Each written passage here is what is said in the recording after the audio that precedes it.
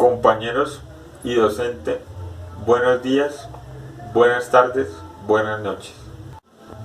Mi nombre es Walter Cubillos, esta es la asignatura Teoría Archivística y estamos en el desarrollo de la actividad de la guía número 3. Antes de iniciar con los conceptos, debemos aclarar que independientemente al sistema de clasificación elegido por el archivo, los documentos se clasifican por fondos. La clasificación de los documentos es la organización que se les da a estos desde que son creados o desde que son recibidos. Tiene como objetivo la búsqueda rápida y efectiva de la información buscada, así como la preservación de los documentos. La organización se divide en 3 procedimientos, que son la clasificación, la ordenación y la descripción. Cabe aclarar que para la manipulación de los documentos se deben tener los siguientes elementos de seguridad, que son una cofia, un tapabocas, gafas de seguridad, bata de archivo y guantes.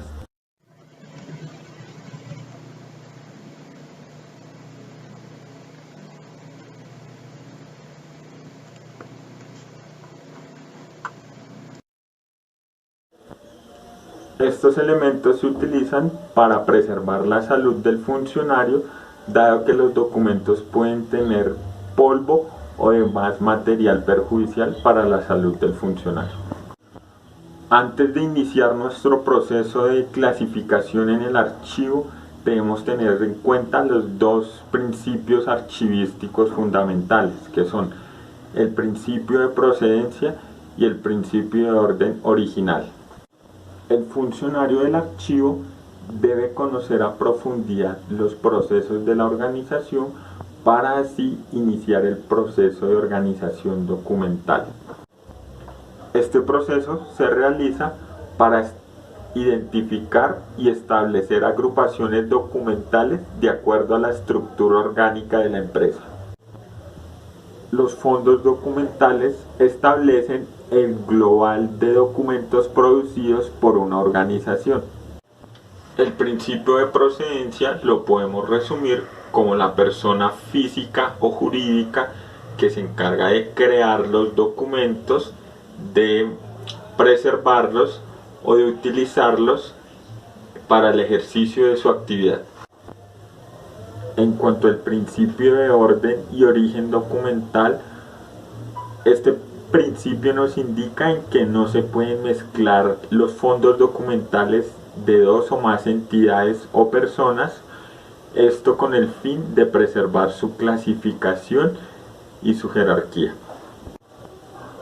De igual manera se debe respetar este principio, ya que las empresas clasifican sus documentos y estos van de acuerdo a las actividades de la empresa. En cuanto a este principio y adicional a esto, se puede utilizar este principio en cuanto al área de la bibliotecología. En cuanto a una claridad sobre el fondo documental, podemos decir que todas las organizaciones producen los documentos y a esto se les considera como fondo documental. Un ejemplo o varios ejemplos de esto serían el fondo documental de la Universidad del Quindío, o podríamos citar otro ejemplo, el fondo documental de las bibliotecas de Biblored. Las agrupaciones documentales están compuestas por órdenes jerárquicos. En esos órdenes jerárquicos los podemos mencionar de orden ascendente a orden descendente. Entonces, en el primer orden podemos encontrar los fondos, seguidamente los subfondos, posteriormente encontramos las series, las subseries, las unidades documentales compuestas y las unidades documentales simples. Cuando ya tenemos acceso al fondo documental, entonces el paso a seguir es la organización en subfondos.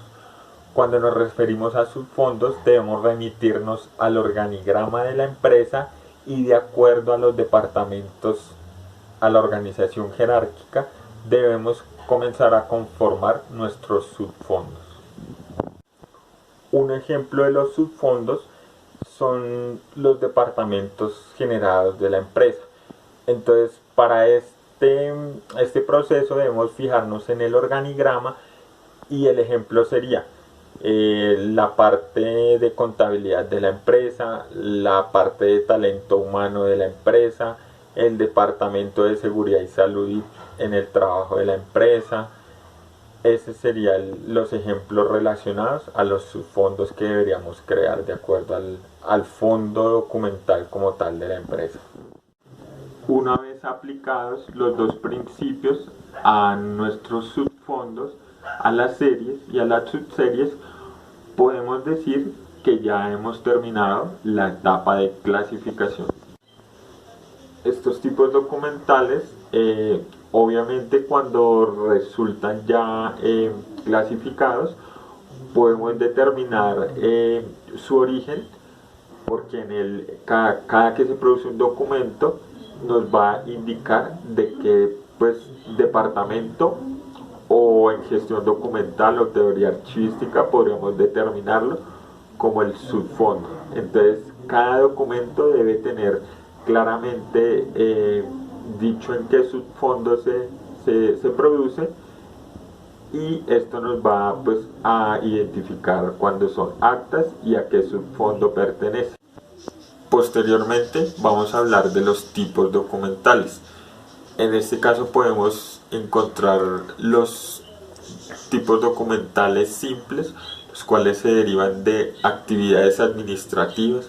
En estos podemos ver formatos, diagramas, documentos simples que no contengan anexos o que no sean tan complejos. Una vez aplicado el proceso de orden de origen, cuando ya hemos clasificado los subfondos, las series y las subseries, podremos continuar con el segundo principio. El segundo principio consta de orden original. En este orden debemos respetar la producción de los documentos de acuerdo a su fecha cronológica de creación. Respetando el principio de procedencia, un ejemplo, si encontramos un documento de otro subfondo, lo que debemos hacer en ese caso es devolver ese documento para que en ese subfondo se organice o se lleve a cabo la organización del documento. Complementando lo anteriormente dicho, no podemos mezclar documentos del subfondo de contabilidad mezclándolos con el subfondo de producción o el subfondo de área comercial. Esto ya que debemos respetar el principio de procedencia. Realizando este paso, aplicaremos el primer principio de la gestión documental, que es clasificar los documentos de acuerdo a su principio de procedencia. En este caso, estaríamos clasificando los documentos de acuerdo a las subseries que son organizadas por el organigrama de la empresa. Entonces, como primera medida debemos identificar el origen de los documentos, ya que así sabremos a qué área pertenece, dado que estos documentos se producen relacionado a la actividad del departamento en el que se genera. Entonces vamos a recordar cómo es la jerarquía en la organización de los documentos. Entonces podríamos decir fondo, subfondo, serie, subserie. Vamos a dar un ejemplo del departamento de contabilidad. Vamos a tomarlo como un subfondo, que puede emitir una serie. Entonces podría ser entre esas series las series de contratación.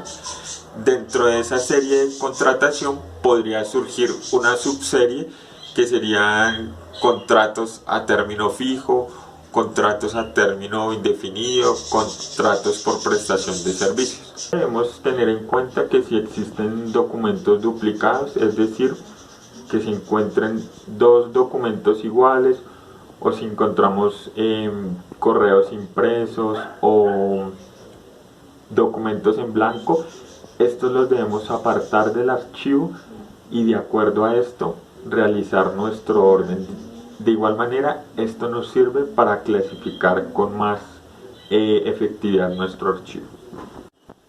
Una vez clasificados los documentos, estos en el archivo de gestión tienen una duración máxima de 2 años y en el archivo central tienen una duración máxima de 20 años.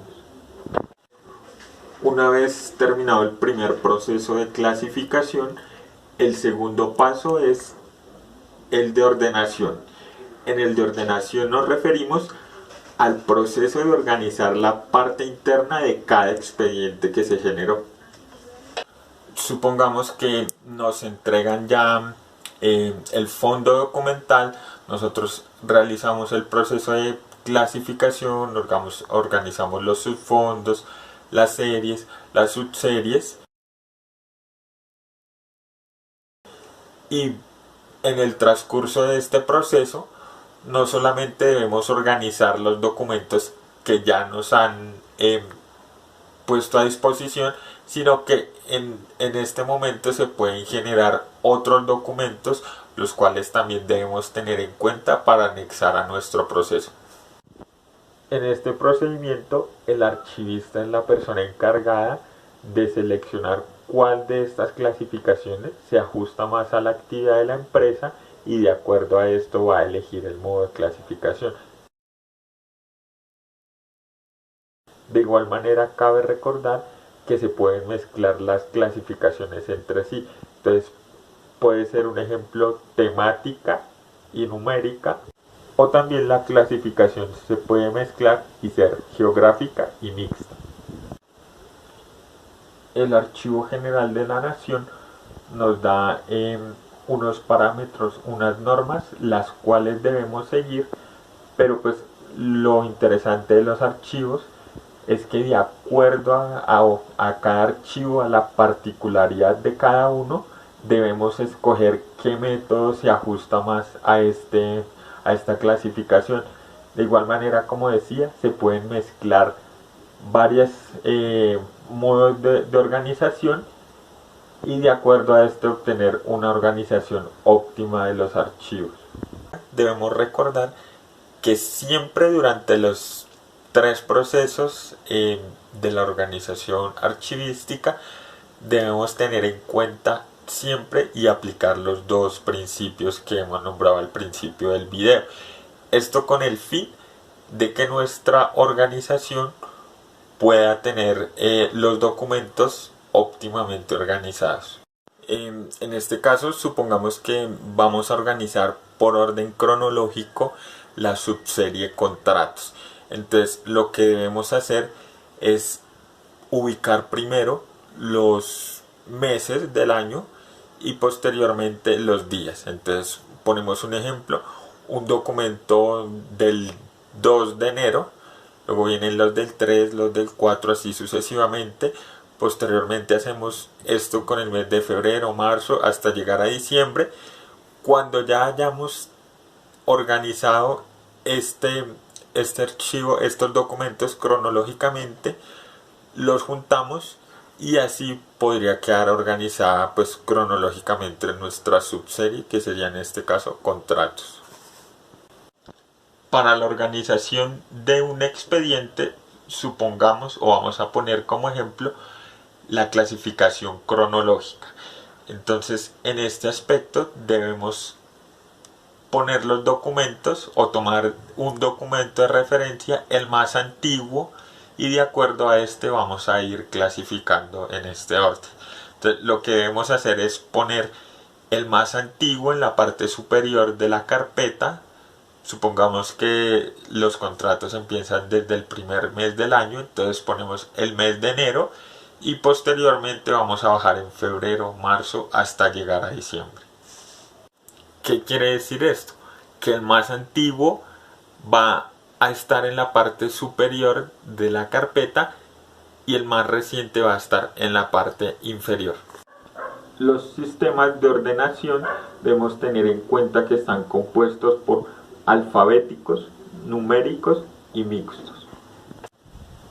En la clasificación encontramos los que son mixtos, que incluyen números y letras. En otra clasificación encontramos los numéricos, que se clasifican en simples y cronológicos. Y en la tercera clasificación, que es alfabética, encontramos en esas subdivisiones la onomástica. Posteriormente podremos verificar la clasificación topográfica o geográfica y por último la temática. Anteriormente hacíamos referencia al concepto de unidad documental simple, la cual consta de documentos como actas, diagramas o demás documentos. Para poder entender un expediente, este lo vamos a definir como una unidad documental compleja. Debemos tener en cuenta que un expediente es una unidad documental compleja que está formada por documentos generados por una misma sesión encargados de solucionar un mismo asunto. Cabe recordar que de acuerdo a la tabla de retención documental debemos hacer la clasificación de las series y las subseries. Con esto, cuando tengamos ya o cuando pasemos al segundo proceso, que es la ordenación, podremos tener los documentos organizados de acuerdo a esta tabla.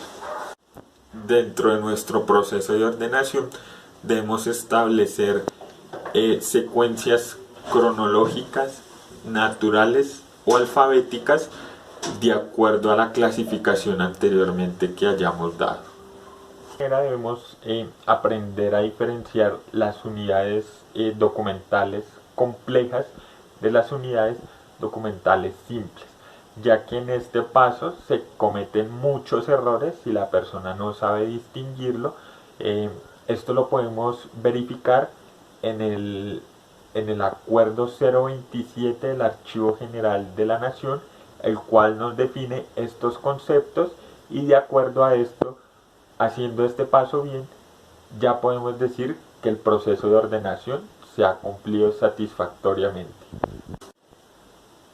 En este segmento vamos a explicar la descripción archivística, que es el tercer paso y último de la clasificación sobre archivística. Para iniciar este tercer proceso, lo que debemos hacer es ubicar nuestros documentos en las unidades facilitadas que nos haya brindado la empresa. Entonces pueden ser en carpetas.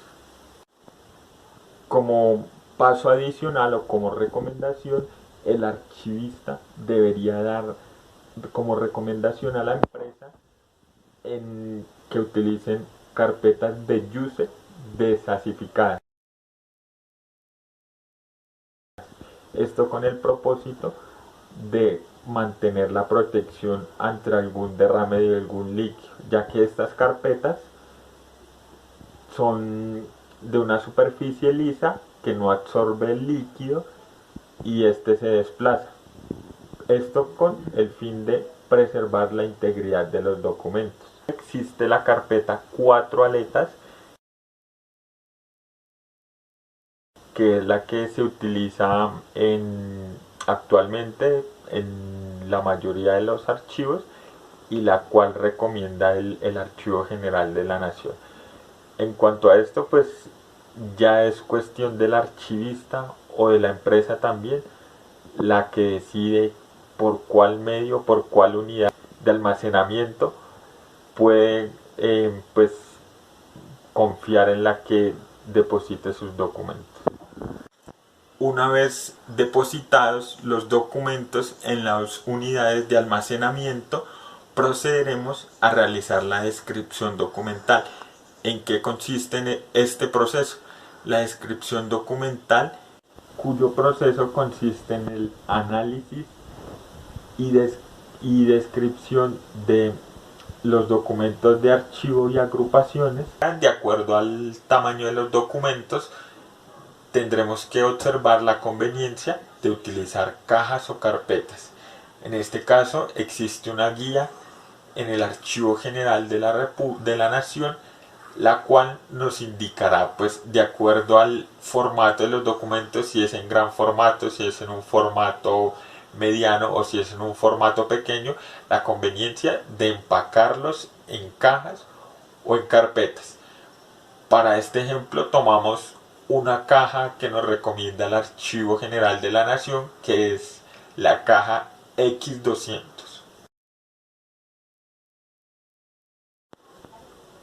Una vez depositados los documentos en la caja o en la carpeta, procederemos al paso de la foliación documental. ¿En qué consiste este? En dar una numeración a cada folio dentro de la carpeta o dentro de la caja. ¿Cómo controlamos? Esto es una forma de controlar y de verificar el orden de los archivos, ya que debemos en cada carpeta contar con 200 folios. Entonces, ¿cómo lo podemos hacer? En la parte superior derecha de la cara de la hoja ponemos el número del folio. Entonces, en este caso sería el número 1, prosiguiendo con el número 2, el 3, hasta completar los 200. Supongamos que el folio tiene información por las dos caras.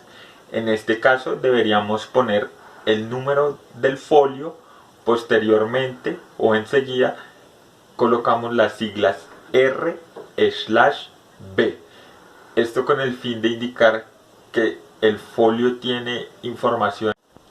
Las siglas anteriormente nombradas, que son R/B, quiere decir información en cara recta, y la B o V quiere decir información en cara vuelta.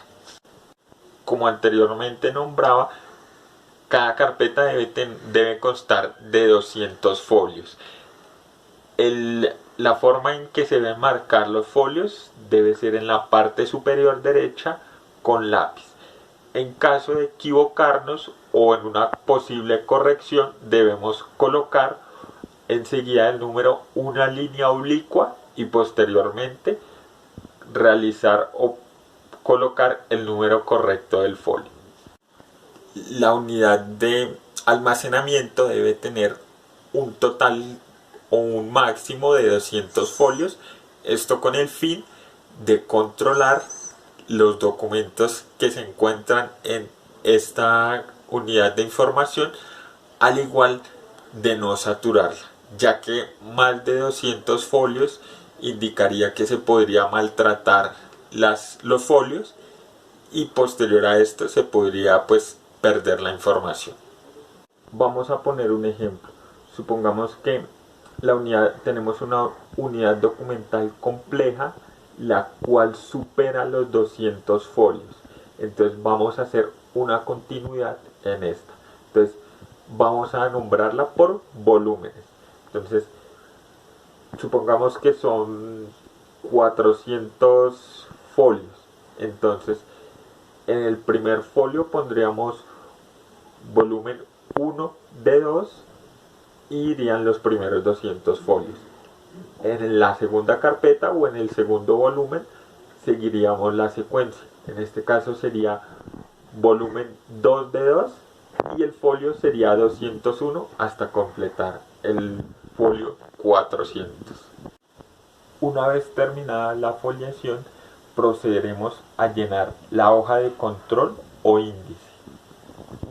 Este formato nos permite conocer en qué folio, en qué fecha, en qué orden está organizado cada unidad documental dentro de la carpeta o de la unidad de almacenamiento.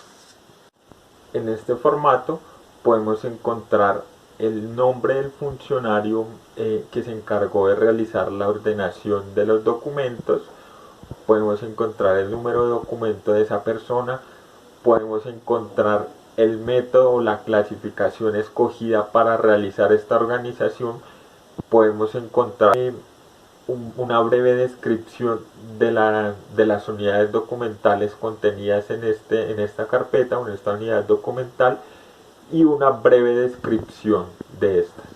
Este formato es el rótulo de identificación de carpeta.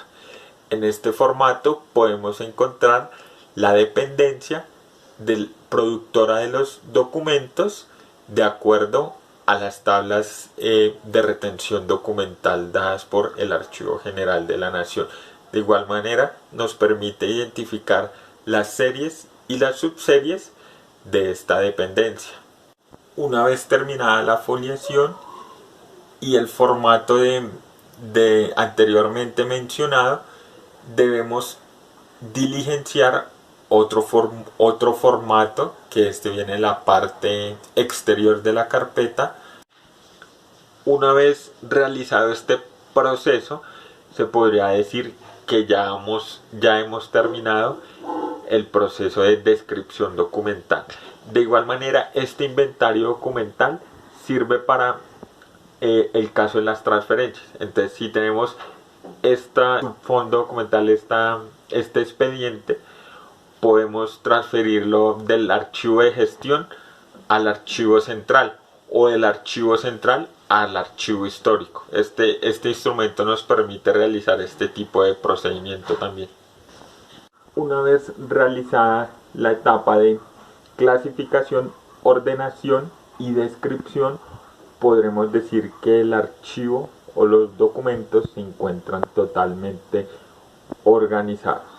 Para realizar todo el anterior proceso que mencionamos en el video, debemos tener en cuenta los cuadros de clasificación documental. Estos cuadros nos indican el tiempo en el que deben permanecer las series o los folios. De igual manera nos indica las series, las subseries y cómo se debe conformar. Los códigos también se incluyen en ese cuadro, y cómo se generan esas agrupaciones documentales, las cuales pues aplicamos en el anterior proceso. Por otra parte, debemos tener en cuenta el cuadro de clasificación documental, el cual nos da una jerarquización de las series y las subseries. En este introducimos los códigos de acuerdo a la tabla de retención documental y posteriormente relacionamos las entidades productoras o dependencias de los documentos. Bueno, compañeros docentes, este ha sido el proceso del desarrollo de la guía número 3